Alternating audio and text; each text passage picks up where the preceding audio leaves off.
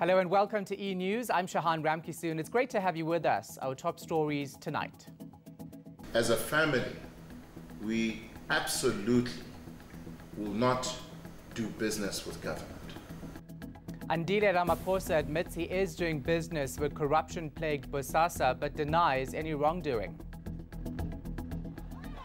Uncertainty over the SARS wage dispute as management unions and the CCMA remain locked in talks this hour. This leads our bulletin. President Cyril Ramaphosa's son Andile maintains that his hands are clean. His comments come after he was implicated in testimony by former Bosasa COO Angelo at the state capture inquiry. Andile Ramaphosa admits to doing business with the controversial company but denies any wrongdoing. Bosasa is currently being investigated for corruption. The businessman says those involved in the alleged corruption should be held accountable.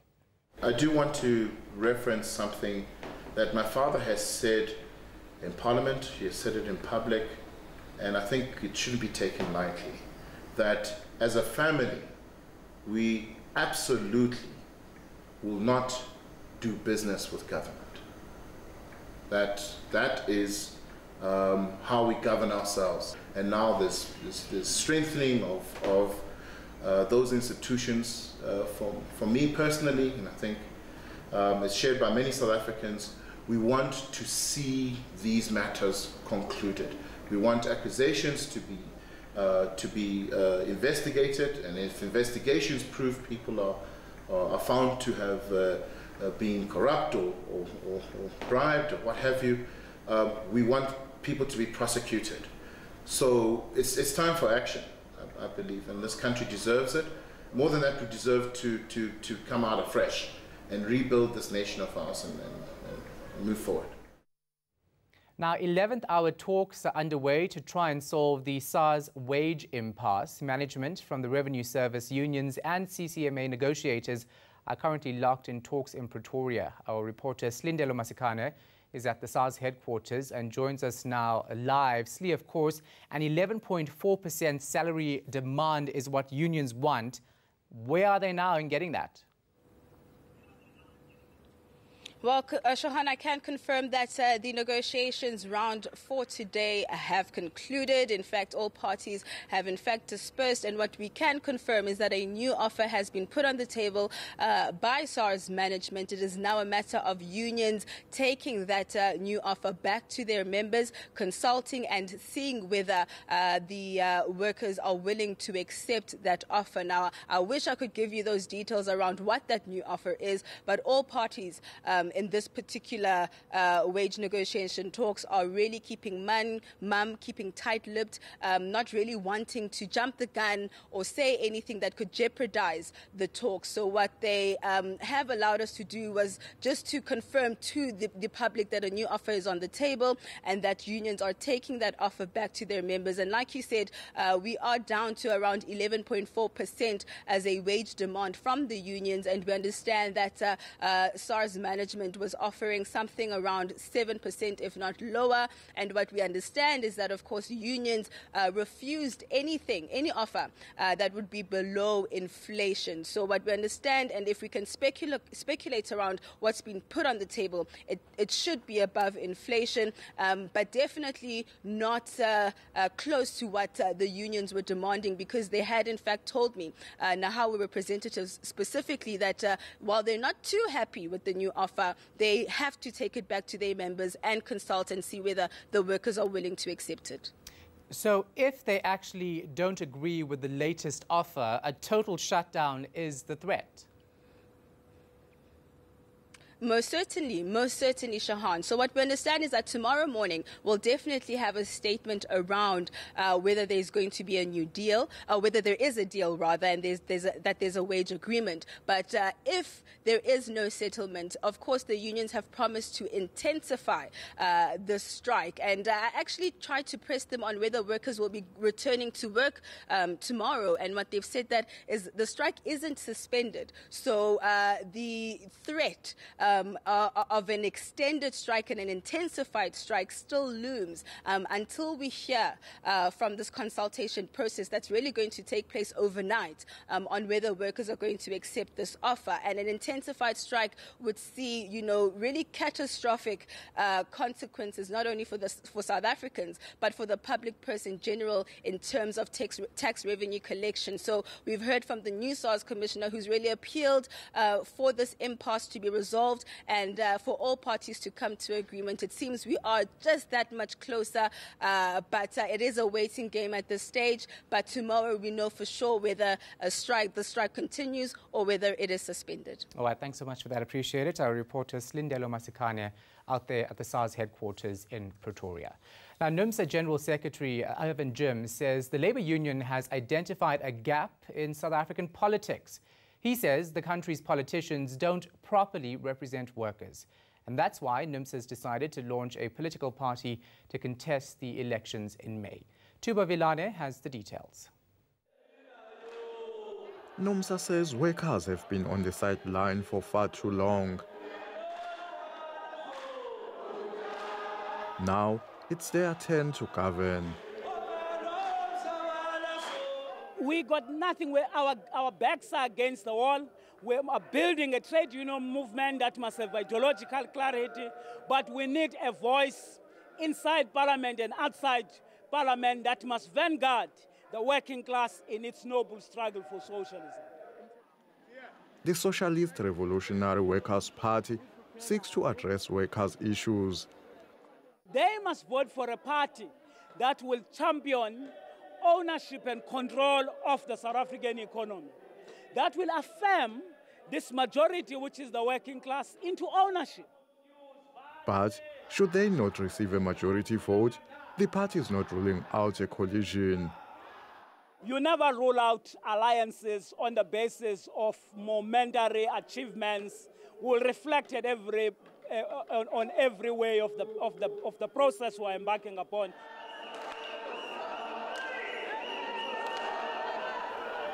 The party is expected to be officially launched during the weekend of the 4th to the 6th of April. Tuba Vilane, Durban. Residents of Vryheid in KwaZulu-Natal have been asked not to drink tap water. The Provincial Department of Cooperative Governance says hospitals have admitted scores of people with waterborne diseases. The department has sent a team of engineers and infrastructure specialists to look into the matter. Let me indicate that indeed we have responded with emergency and urgency to the situation.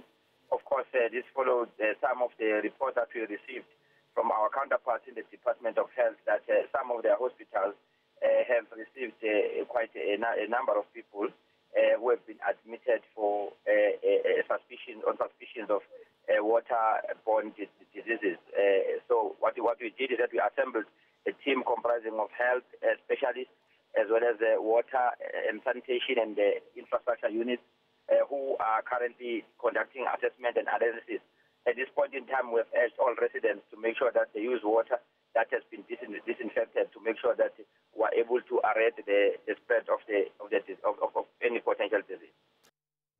The AA is concerned about the hike in fuel prices. Petrol is expected to go up between R1.31 and R1.34 per litre from Wednesday. Diesel will rise by between 82 and 83 cents a litre. The association is now calling on government to take major steps to prevent further increases.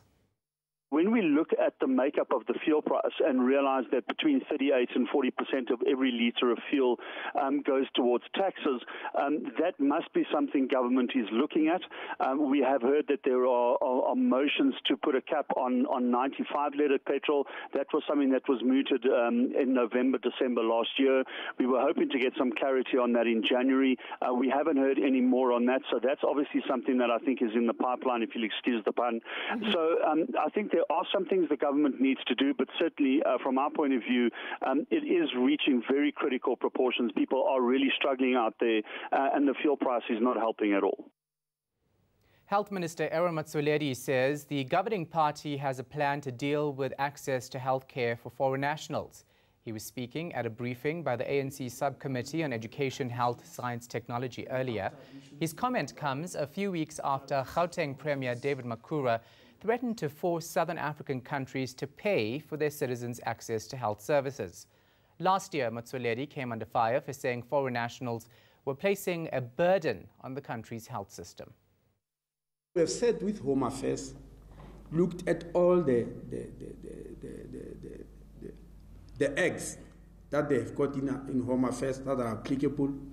Look into countries which have got universal health coverage, like the UK and many others. How do they deal with if you migrate to the UK, because they are using national health system, which is exactly like our NHS. Our NHS is based on the British model. How do they deal with these problems? We've put them in there, in the Act. And when we release it, you are going to see it, because remember, it's still going to go to Parliament. And then for public participation, you'll see all those proposals. What is being proposed, I can't go into them, but we definitely have got a plan. Coming up, good news for residents of Bo-Kaap in the Western Cape as they secure municipal heritage protection. We speak to some community members in a moment.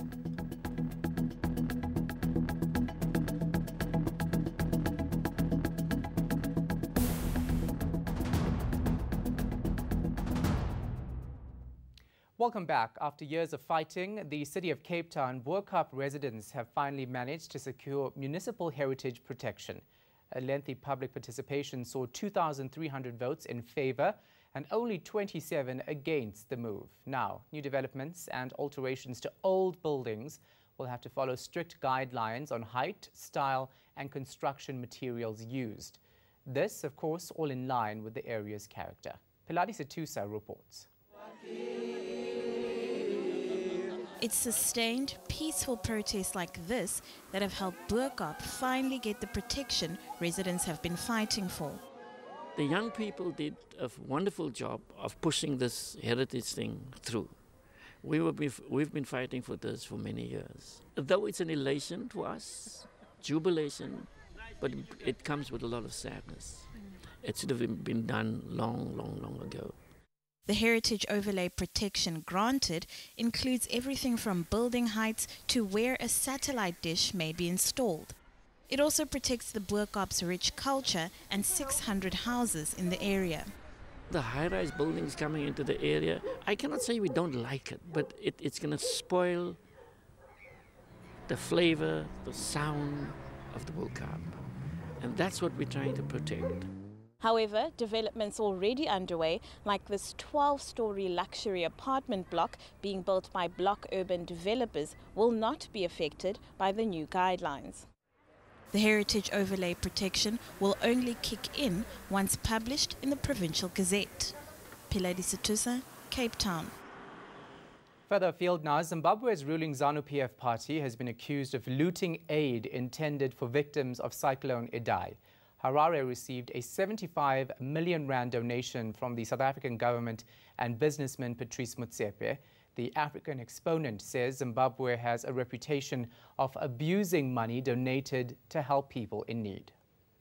When we look at the discussions as well between the UN, they've come out in the open, and also ZANU-PF on its own, it has also come on record, and they have warned all those party members who were using the food aid to give it on partisan basis. So the party on its own, the government on its own, has come out guns blazing towards those people who were allegedly and who were giving food and taking food for themselves and giving only to those who are aligned to the ruling party. In this instance now, where there is a humanitarian crisis, we have seen the government of Zimbabwe has folded hands and waited for external humanitarian aid to come into Zimbabwe.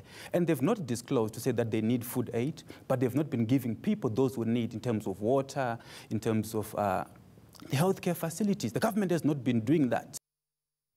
The teen climate activist who started the Fridays for Future protest has been given a German television award in Berlin. 16-year-old Swedish activist Greta Thunberg started protesting alone last year. She's demonstrated outside Parliament during school days. Last December, the Thunberg spoke in the UN climate change conference in Poland. She's since been nominated for the Nobel Peace Prize. Speaking during the acceptance speech for her most recent accolade, Thunberg urged members of the audience to use their respective platforms to spread awareness about climate change. We live in a strange world. Wir leben in einer merkwürdigen Welt, Where children must sacrifice their in der Kinder in ihre order to eigene Ausbildung protest opfern against müssen, the um gegen die destruction of their Zerstörung future. ihrer Zukunft zu protestieren. Where the people who have contributed In der the least diejenigen, to this crisis die am wenigsten zu dieser are the Krise ones who are going to beigetragen be haben, affected the most. am meisten von ihr betroffen sein werden. Where politicians say it's too In der Politiker expensive sagen, to save es the ist zu world, teuer, die Welt zu while retten, spending trillions of euros während sie Milliarden von subsidizing Euro fossil dafür fuels. aufwenden. After the break, your weather details, and then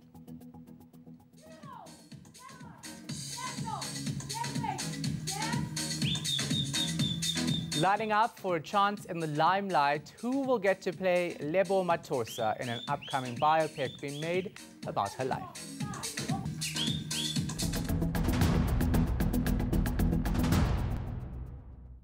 Welcome to the Weather Center. We're going to start off Monday with these two cold fronts maintaining light rain and drizzle along the south coast as well as parts of the Eastern Cape. At the same time, there will be isolated thundershowers extending from the northwest down into the central areas. Then in the afternoon, the storms are going to intensify and spread into much of eastern South Africa. In the meantime, it will become dry for the southern areas and there will be cool air moving into the Cape provinces, giving us much cooler daytime temperatures for these parts of South Africa. Now let's take it closer to your part of the country. It's going to stay mostly sunny for the northern Cape with pretty warm temperatures for the northeastern areas. However, it will be much cooler over the western and southern parts, with Sutherland starting at around 3 degrees and peaking at just around 17. A mild one is forecast for the western Cape, where it's going to be partly cloudy to cloudy in some areas, with light rain expected for the south coast and the adjacent interior, where George should peak at just around 17 degrees.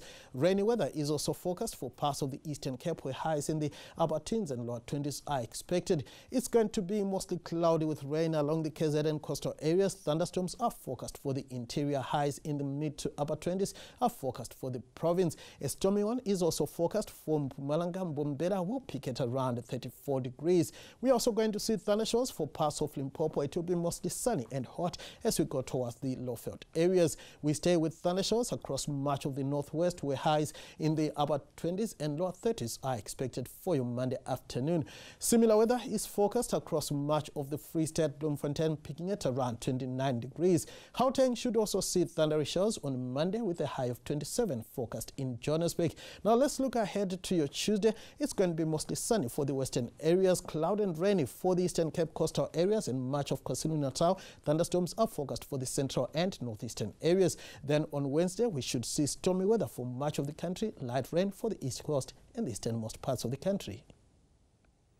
While dozens of young women and girls descended on the Johannesburg CBD today, they were all hoping to land the lead role in a TV series about legendary Kwaito artist Lebogang Mathosa.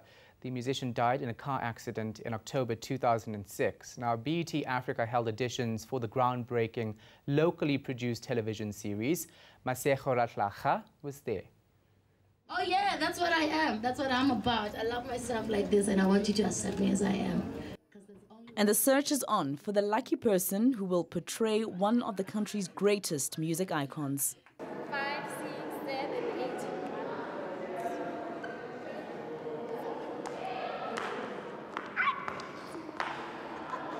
I'm doing this and it's a bit of a sweat, I must say, for the sheer fun of it. But for these hopefuls, they are hoping that it hits the right chord with those judging. This is not just any straightforward competition.